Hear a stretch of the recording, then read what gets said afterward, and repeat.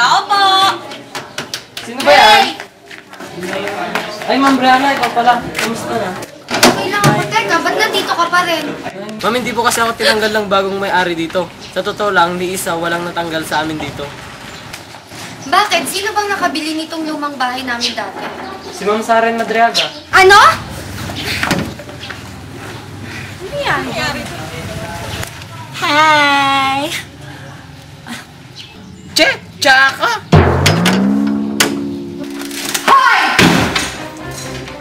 Hello, Brianna, my sister. Ngayon ko lang nalaman na wala ka palang manners. Manners? Nasaan ang manners mo nung mag-aga ka ng pagmamayari mo? At wag mo akong ma-sister-sister, hindi kita kapatid.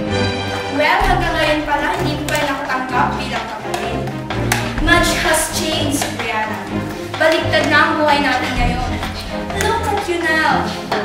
Kawawa ka naman. Ang basura, busan mo man ang pabango, amoy basura pa rin. Babaho. Look who's talking.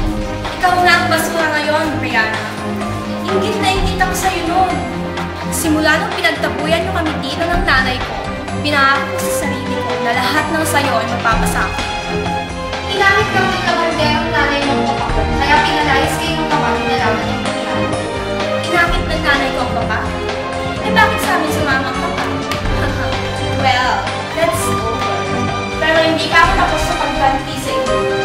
Marami pa akong aagawin. Ang kapal na mukha ko! Hayop ka! Walang hiya ka? Ang kapal na mukha ko! Para ka sa ina mo! Huwag ka! Tama na! Bitawan mo ko! Hindi pa tayo tapos! Lumayas ka sa pamamahay ko! Hindi kita titigilan! Ha? Takot ako. We'll see each other again. See you soon, basura!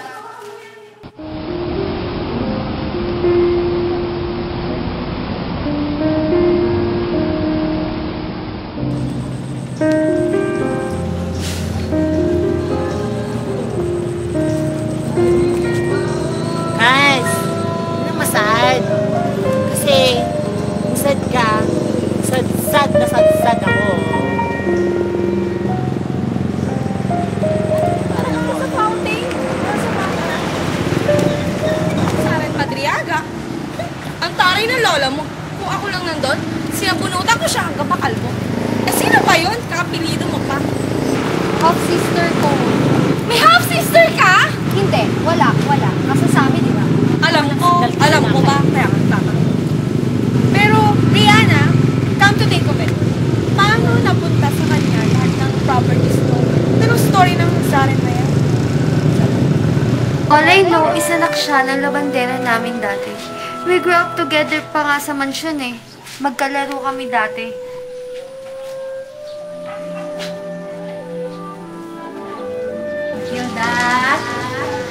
Matilda!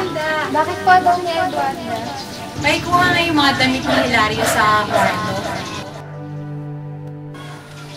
Pero, nung nalaman ng mama na anak pala siya ng papa sa labandera namin, Walang dika!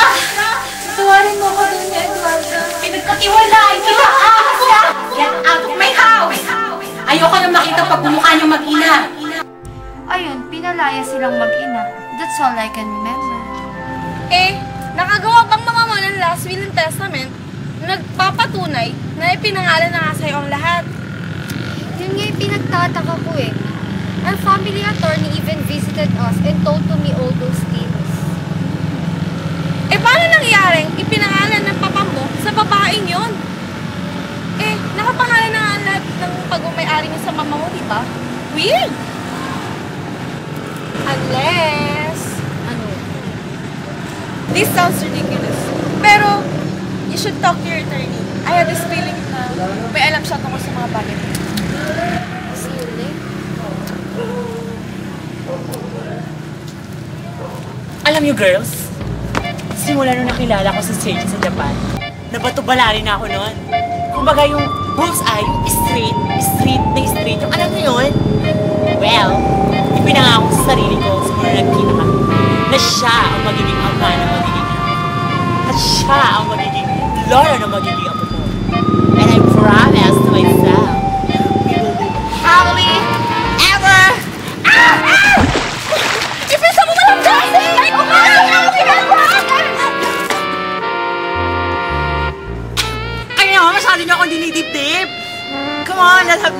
kami. Kunyari ako si Jezebel, di ba?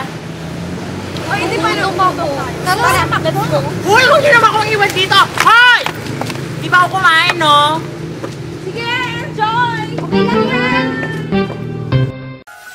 Sorry, Brianna. Sa akin umaayon ang kapalaran. Gandang demonyo.